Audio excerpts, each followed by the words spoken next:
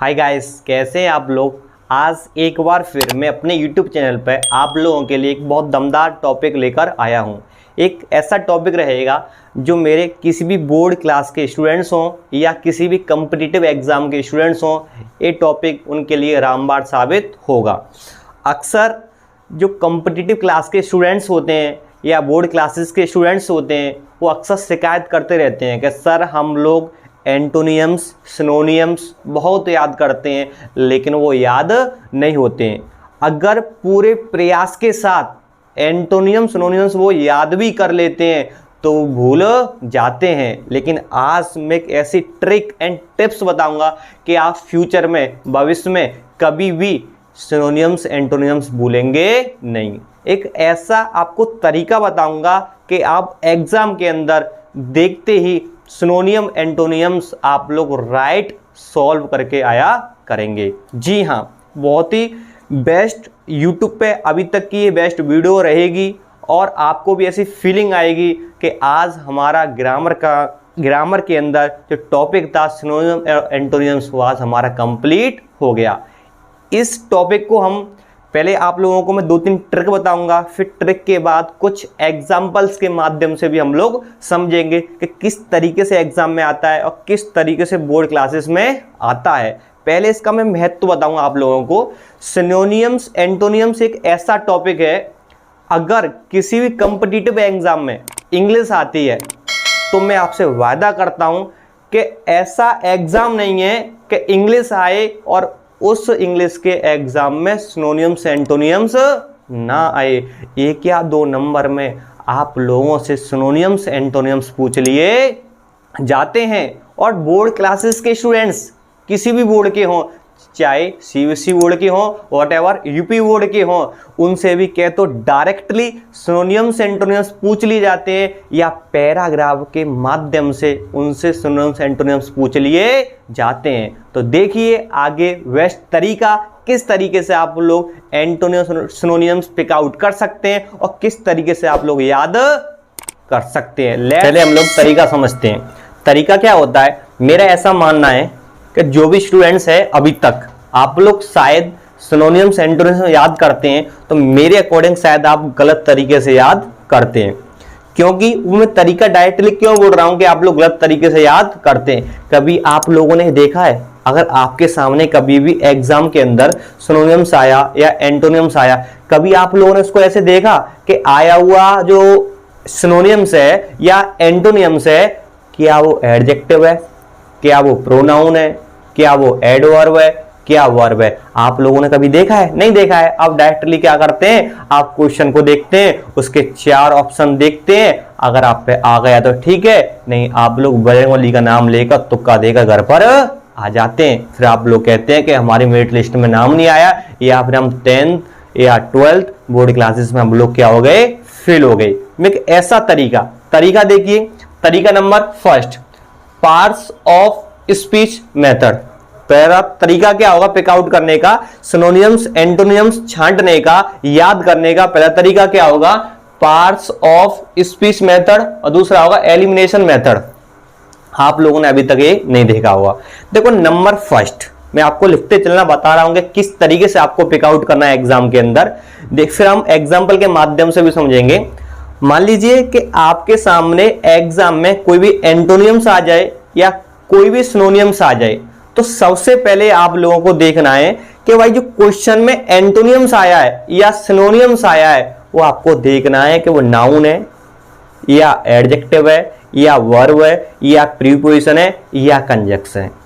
इसके बाद दूसरा स्टेप क्या करेंगे, इसका मैं आपको क्यों बोल रहा हूं, क्योंकि ये आपका पहला फॉर्मूला क्या है, अगर एग्जाम में नाउन के रूप में सिनोनियम्स पूछा है या एंटोनियम्स पूछा है तो उसका आंसर भी नाउन के रूप में ही होगा। मैं कहना चाह रहा हूं नाउन का सिनोनियम्स नाउन होता है, एडजेक्टिव का सिनोनियम्स एडजेक्टिव होता है, ऐसे ही एडजेक्टिव का एंटोनियम्स एडजेक्टिव होता है, और वर्ब का सिनोनियम्स या एडजेक्टिव वर्ब ही होगा। ये ध्यान रखना, बहुत इंपॉर्टेंट चीज है। जब आप किसी बुक से याद करते हैं तो डायरेक्टली आप याद करते हैं, कभी भी आप ये नहीं सोचते होंगे कि हम लोगों ने अगर सिनोनियम्स या एंटोनियम्स याद किया है। मान लीजिए मैं छोटा सा एग्जांपल देकर बता रहा हूं, जैसे आप मान लीजिए आपने बेड का एंटोनियम्स याद किया है, तो आपने कभी नहीं सोचा होगा कि बेड एडजेक्टिव है, नाउन है या प्रोनाउन है।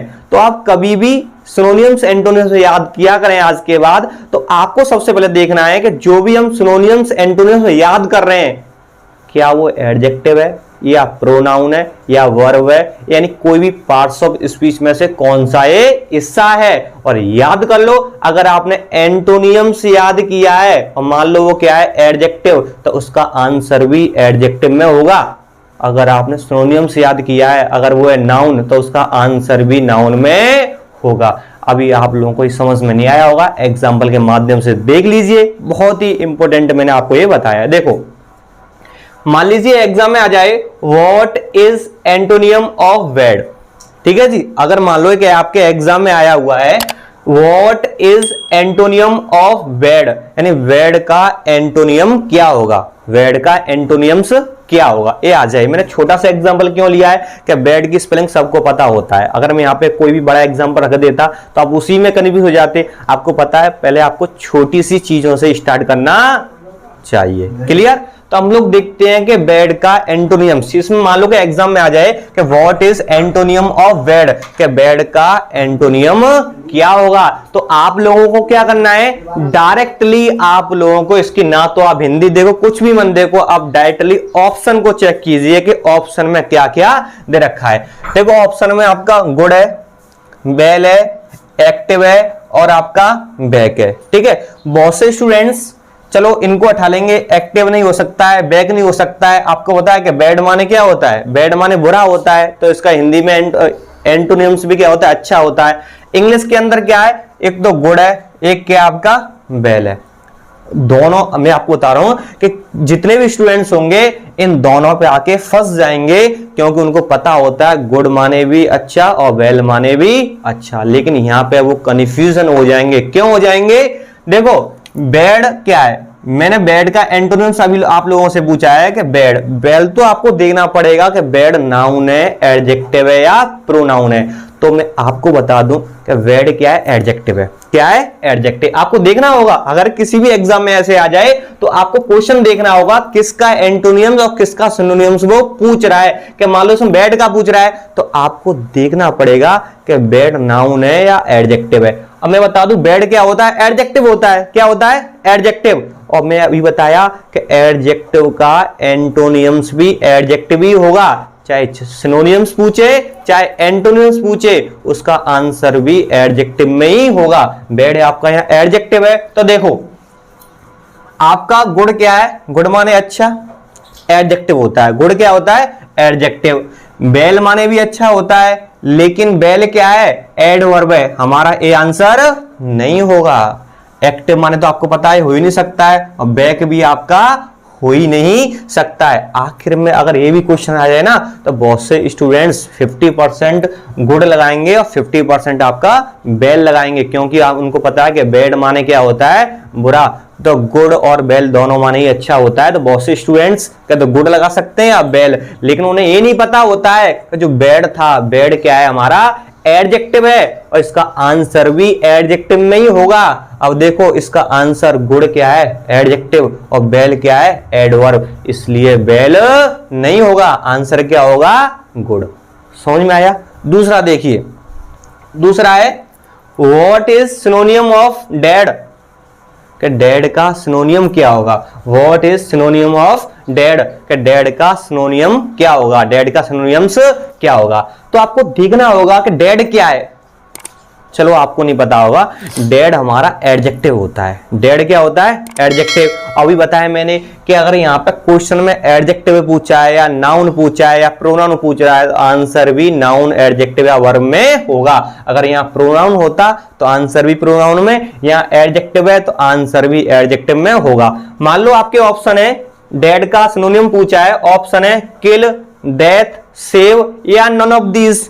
बहुत से बंदे मैं बता रहा हूं डेथ को लगा के आएंगे, लगाएंगे, लेकिन इसका डेथ आंसर नहीं है। बहुत से बंदे किल भी लगा देंगे, वो तुरंत पहुंचेंगे। या डेड माने मरा हुआ, आपको तो किल माने भी होता है, डेथ माने भी होता है। इन दोनों पे भी औच पौच करते रहेंगे, इन दोनों को भी आंसर में मिलाते वो रहेंगे और कहीं ना कहीं वो आंसर करके आ जाएंगे, क्योंकि इसका आंसर क्या है? None of these. क्यों? सुनिए, डेड हमारा एडजेक्टिव होता है और मैंने बताया कि एडजेक्टिव का आंसर एडजेक्टिव ही होता है।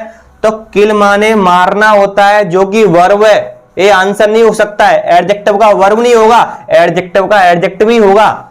डेथ क्या है? डेथ हमारा नाउन होता है और एडजेक्टिव का नाउन नहीं होगा, तो आंसर ये भी नहीं होगा, आंसर ये भी नहीं होगा, सेव तो हो ही नहीं सकता है। तो आंसर क्या हुआ? None of these. इस तरीके से आप लोगों को देखना है कि नाउन का सिनोनियम्स या एंटोनियम्स नाउन ही होगा, एडजेक्टिव का सिनोनियम्स या एंटोनियम्स एडजेक्टिव ही होगा।